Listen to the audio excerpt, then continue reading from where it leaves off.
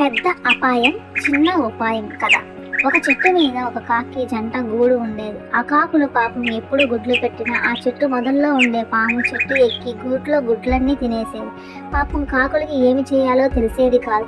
ఇలా ఉండగా అడవిలో నుంచి ఒక రాజు ప్రయాణం చేస్తూ అక్కడ తన కుటుంబం ఇతర అనుచరులు వారి బట్టలతో డేరా వేశారు. మగ కాకి ఆ డేరా వైపు ఆహారం వెతుక్కుంటూ వెళ్ళింది.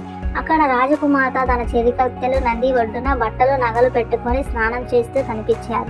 అది చూసి కాకికి తన భద్ర శత్రువైన పాముని వదిలించుకోవటానికి ఒక ఉపాయం తట్టింది. రాజకుమార్తె మెడలో వేసుకునే గొలుసు తన ముక్కులో పట్టుకుని ఎగిరిపోయింది. అది గమనించిన భటులు తమ ఆయుధాలతో వెంటబడ్డారు. కాకి ఎగురుకుంటూ తన గూటికి చేరి చెట్టు మొదల్లో ఆ గొలుసు పడేసింది. అడావిడి ఏంటా అని చూడటానికి పాము బయటికి వచ్చింది. వెంటపడ్డ భటులు కింద పడున్న గొలుసు తీసుకోవటానికి వెళ్ళినప్పుడు ఆ పాము కనిపించింది. పాము కరుస్తుందేమో అన్న భయంతో భటులు పామును చంపేశారు. గొలుసు తీసుకుని రాజకుమార్తెకు తిరిగి ఇచ్చేశారు. ఆ తరువాత కాకి జంట హాయిగా ఉన్నారు.